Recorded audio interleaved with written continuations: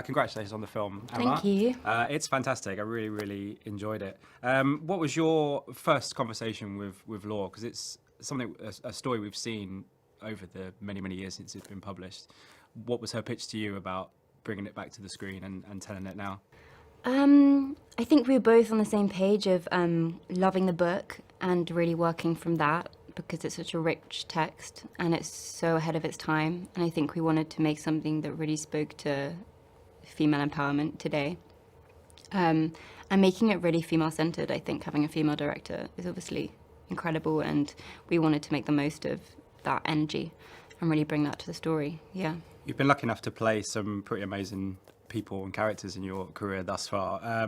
Tell me about the lure of Constance, because again, there's so much going on, and the character, even though it's something from when D.H. Lawrence wrote before, there's a lot of modern things that come out of the story. Was that something that appealed to Yeah, you? definitely. I think, as you said, Connie's very ahead of her time. It was her sort of curiosity and her willfulness that really drew me to her. I think that she's someone who sort of, on her journey of self-discovery, just sort of finds... she becomes aware of what she needs and what she wants, and isn't afraid to look for that and to fight for it. And I think it's a lot of the time, especially with female characters, maybe sometimes they are aware of what they need and want, but don't have either can't for whatever reason, or don't have the willingness or courage to fight for it and seek it out. And I think that's something that really drew me to her. Yeah, basically her strength. And also her sort of playfulness. I think that I saw a lot of that, which I think I have in myself as Emma, and I really loved that. And Laura and I spoke a lot about bringing that out in her character. I was going to say that, because there is, levity is not the right word, but she does have a playfulness. Joyful, probably yeah. Joyfulness, yeah. That must be, in a story like this, it really comes across that she's got a bit of warmth and a bit of humour behind her, given the circumstances around her. Was that fun to play? So much fun, yeah. Especially because so much of it is so intense, and certain elements of tragedy to the story. So to find those moments, especially with Connie and Mellors, of joyfulness and intimacy, was really beautiful, yeah.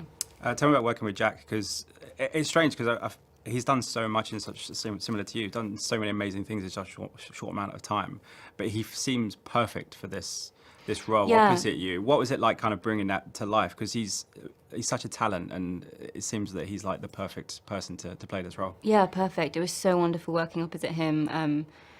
Yeah, and I think especially in this role, and given what was demanded of us as actors in terms of the intimacy and everything, to do with that, it was really important that it was someone that we trusted each other and felt safe with each other, and that was immediately the case. And he just brought so much complexity and depth to a character that I think can sometimes be quite one-dimensional. And I mean, Oliver's such a complex person. I think just like Connie is like a bit lost and lacking in purpose and trying to find himself, and has so many questions. And I think that's what attracts them to each other.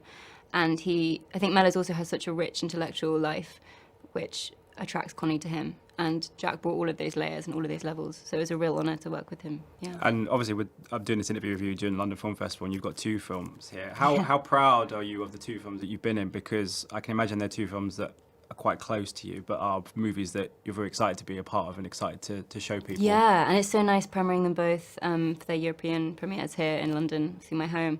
And such different characters, but and such different journeys, but exploring all the different manifestations of love and growth. Yeah, and just finally, I mean, obviously The Crown is about to come back again now. Are you, even though you're kind of not in these new seasons, are you excited to see what happens? Because it's delving into a part of Diana's life that people are still fascinated by, and you know, there's a real sadness to the part that's coming next. Yeah, I mean, you work with such incredible people on The Crown, and it really feels like a family when you're working together for that amount of time. And so I think there's always a sense that it's like you're still part of it, even though you're not in it.